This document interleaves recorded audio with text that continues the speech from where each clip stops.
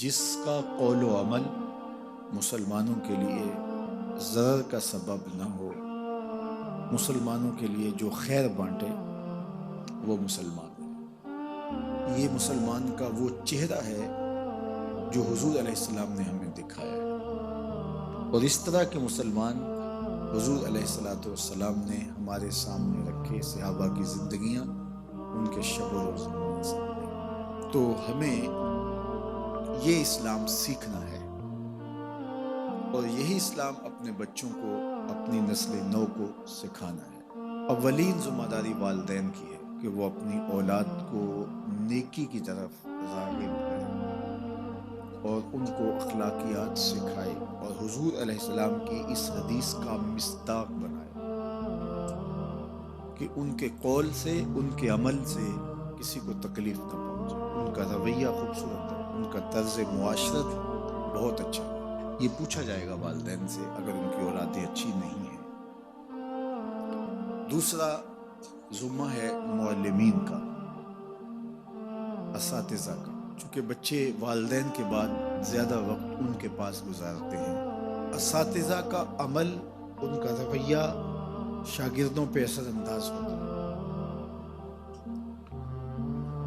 تو یہ دوسری ذمہ داری اساتذہ کی ہے کہ وہ زیر تربیت بچوں کو اچھی تعلیم سے آراستہ کریں، جس سے وہ ایک اچھے انسان اور اچھے مسلمان بن سکیں۔ تیسری ذمہ داری منبر و محراب کی ہے۔ دنیا کے اوپر کسی بھی مذہب کے پاس سیکھنے سکھانے کا ایسا عمل موجود نہیں ہے جیسا مسلمانوں کے پاس موجود ہے۔ دن میں 5 مرتبہ نماز ہے، 8 دن کے بعد جمعہ ہے، سال کے بعد 2 اجتماعات عیدین کے ہیں، اور عالمی اجتماع حج کا ہے۔ یہ مسلمانوں کا اجتماعی نظم ہے اور تربیتی نظم ہے۔ چوتھی ذمہ داری ریاست کی ہے کہ وہ ایسا اہتمام کرے، ایسا انتظام کرے کہ جس کے ذریعے سے لوگ ایک اچھے انسان بن کر معاشرے کا کارآمد فرد کے طور پہ سامنے آئے۔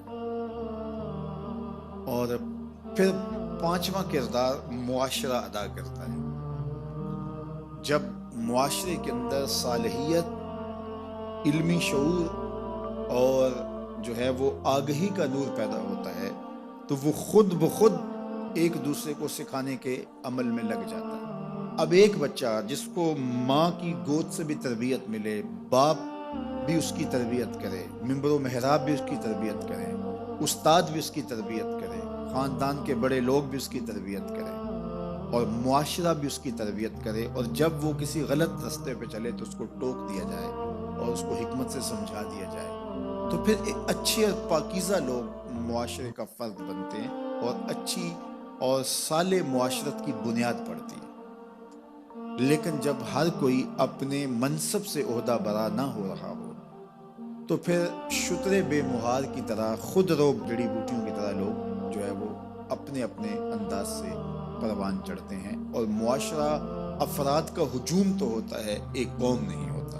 اب ہمارا ہی مسئلہ کیا ہے کہ جو جہاں بھی، جس شعبے میں بھی لوگ موجود ہیں، وہ فطری اور طبی طور پہ صالحیت اور اچھائی کے نور سے مالا مال ہیں، تو وہ تو ظاہر ہے دل کے اندر بھی کنول کا پھول کھل اٹھتا ہے، وہ تو الگ بات ہے، وہ تو خال خال مثالیں ہیں۔ لیکن عمومی طور پہ جو معاشرہ ہمارا تشکیل پا چکا ہے، یہ تشدد اور متفرق خیالات کا حامل معاشرہ ہے، تو جس کے نتیجے کے اندر روز ہمیں ایسے مسائل دیکھنے کو آتے ہیں کہ جس سے ہمارا سر شرم سے جھک جاتا ہے۔ یہ پرسوں جو واقعہ ہوا، پاکستان کے 2 پڑھے لکھے طبقات جس طرح آپس میں الجھ پڑے، اور پھر جس طرح کی حرکتیں ان سے سرزد ہوئیں، یہ کتنی شرمناک بات ہے۔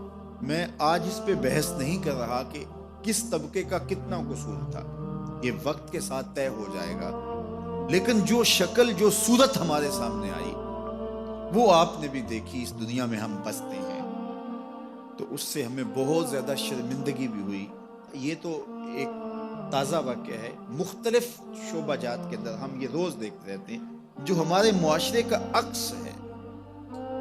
تو ہم نے یہ دیکھنا ہے کہ غلطی کہاں سے ہوئی. تو سب سے بنیادی پہلی غلطی جو ہے وہ والدین سے ہوئی کہ انہوں نے اپنے بچوں کی تربیت الخطوط پہ نہیں کی جو خطوط ان کو ان کے نبی نے عطا کیے تھے.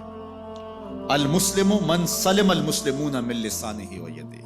اس پہ تو کوئی دوسری رائے نہیں تھی. یہ طے شدہ ہے، اسلوب ہے زندگی کا، اور مسلمان کی یہ پہچان بتائی گئی کہ اس کے ہاتھ سے، اس کی زبان سے دوسرا مسلمان محفوظ رہتے ہیں. اور جب ماں باپ اس کی ذمہ داری لیتے ہیں تو پھر بچے معاشرے کے صالح فرد بن کے سامنے آتے ہیں.